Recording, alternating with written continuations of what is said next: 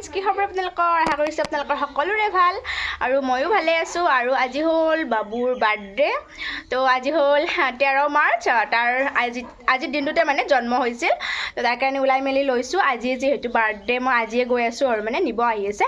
তো বাৰ্থডেৰ গোটেইখিনি ধুনীয়াকৈ পৰিৱেশ দেখুৱাই থাকিম আপোনালোকৰ ব্লগটো সেইকাৰণে। এতিয়া মোক নিবৰ কাৰণে বাবু আহি গ'ল আৰু লগতে আমি মানে লঘোণে আছিলোঁ, যিহেতু এয়া বুন্দিয়া লাৰু, তাৰপিছত ঠাণ্ডা কিনি দিছে, আমি তেনেকৈ গাড়ীত খালোঁ। আৰু ইয়াতে কণীহাট যাওঁতে আমি মিঠাইখিনি লৈ ল'লোঁ, নিমকি, জিলাপি, আৰু মই এটা মানে বাৰ্থডে গিফ্ট বুলি সৰুকৈ কেক এটাও লৈছোঁ, কিনো দিম। আৰু এইফালে ঘৰ আহি পালোঁ আৰু ঘৰত ইফালে দেখা পাইছে ওপৰত তিৰপল পুৰম দিয়া হৈছে। আৰু এইফালে পুৰোহিত দাদাও আহি গ'ল, আহি গোটেই যা যোগাৰ চলি আছে পুৰা একদম ব্যস্ততা হিচাপে। আৰু এয়া মানে ভিতৰতো চাওক, দেখা পাইছে ইয়াতে পূজা কৰা হ'ব। তো এইফালে ৰাস্তাটো হৈছে মানুহ অহা যোৱা কৰা। হাই ফ্ৰেণ্ডছ, বাবুহঁতৰ ঘৰ আহি পালোঁ। আহি এতিয়া পূজা ষ্টাৰ্ট হ'ব আৰু মই সেইটো ৰুমত লাইটৰ পোহৰ অকণমান কম, আহি পালোঁ। আহি আৰু তেনেকৈ ভিডিঅ' কৰি থকা নাই, যা যোগাৰ গোটেই হৈছে আমাৰ। পূজা এতিয়া অলপ পাছত আৰম্ভ হ'ব আৰু ময়ো ৰাতিৰ কাৰণে অকণমান ড্ৰেছ পাতি সলাই ল'লোঁ। আৰু এতিয়া আমাৰ এয়া পূজা দেখা পাইছে আৰম্ভ হৈ গ'ল। বাবুৱে এয়া পূজাত বহিছে। আৰু আমাৰ মানে প্ৰত্যেক বছৰে সত্যনাৰায়ণ পূজা মানে তাৰ জন্মদিনত কৰা হয়ে, মানে পাৰালৈকে মিছ নকৰোঁ। আৰু এতিয়ালৈ কৰা নাই, চাওঁ বাৰু পৰিস্থিতি কেনেকুৱা হৈ থাকে, ক'ব নোৱাৰি যিহেতু। আৰু এয়া মোক ধুনীয়াকৈ পুৰোহিত দাদাই চাকি কেইগছিমান মানে কাঁহীত লৈ প্ৰত্যেকটো ৰুমে ৰুমে ধুনীয়াকৈ ঘূৰাই দিব কৈছে। লগতে যিসকলে মানে বাঁহ লয় আৰু ইয়াৰে সকলোকে ল'ব দিছে। তো তাকেই মই কৰি আছোঁ।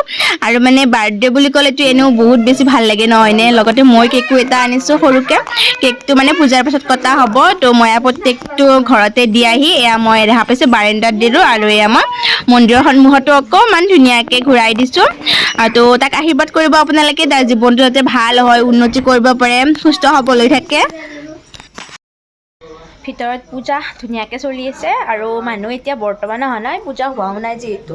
খালী চোতাল অলপ পাছত একদম ভৰ্তি হৈ যাব।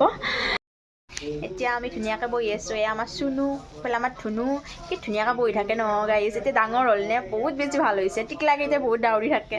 আৰু কেকটো যিহেতু আনিছোঁ, কেকটো মানে পূজাৰ পাছত কটা হ'ব লাষ্ট, আৰু তো খোৱা যাব ন। তো তাৰ কাৰণে লঘোণে থকা গৈছে। পূজাখন শেষ হোৱাৰ পাছত কেক কাটিলে তেতিয়া প্ৰব্লেম নাই। সকলোখিনি দেখুৱাই থাকিম। পূজাৰ মানুহখিনি অহাই নাই বাৰু, গোটেইখিনি দেখুৱাম। তো চাই থাকিব আপোনালোকে। বাৰ্থডেৰ কাৰণে পায়স ৰেডি, চাহৰ কাৰণে এয়া বুঢ়া কেটলি ৰেডি গাইজ। চাহ বনাব আৰু বনোৱা নাই, মানুহ অহাই নাই যিহেতু। এইফালে শুকান ভাজিও কাটা আছে। আৰু খানাত মানে ধুনীয়াকৈ চব্জি, দালি, তাৰপিছত চালাড, বটা, শুকান ভাজি, তেনেকৈ 5খন হৈছিল আৰু মানে লাষ্ট আইটেম। আৰু ইয়াৰ ৰাইজৰ মানুহবিলাকো আহি পালে। To you, happy birthday to you, happy birthday dear Babu, happy birthday to you. আৰু এয়া আমাৰ প্ৰসাদ বিতৰণ কৰাত লাগি গ'ল আমাৰ ল'ৰাবিলাকে। আৰু এয়া হ'ল আমাৰ মাজুমা, বৌ, ওচৰৰ খুৰী, বহুত বেছি ভাল হয়, বহুত বেছি মোক মৰম কৰে। এটা কেক কটা হৈ গ'ল।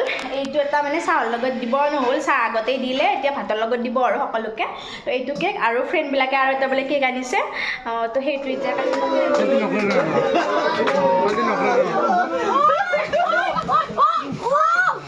আৰু এতিয়া আমি খোৱা লোৱা কৰোঁ গাইজ। দিয়ক আজিলৈ বাই বাই।